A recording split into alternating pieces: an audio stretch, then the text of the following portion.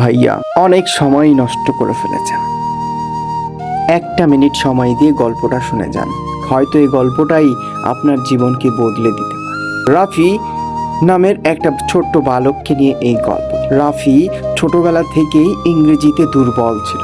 স্কুলে সে ইংরেজি পরীক্ষায় বারবার ফেল করত। বন্ধুরাও তাকে নিয়ে হাসাহাসি করত, এমনকি শিক্ষকও বলতেন তুমি কখনোই ইংরেজিতে ভালো করতে পারবে। কিন্তু রাফি হাল ছাড়েনি।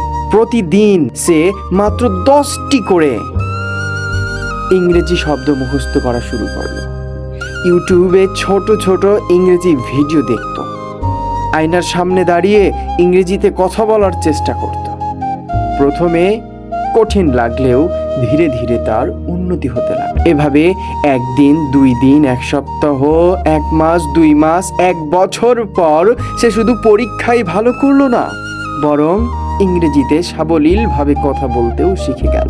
এখন সে নিজের মতো করে অন্যদের ইংরেজি শেখায়। ইংরেজি শেখাটা কঠিন কিছু নয়, যদি তুমি প্রতিদিন একটু একটু করে চর্চা করো।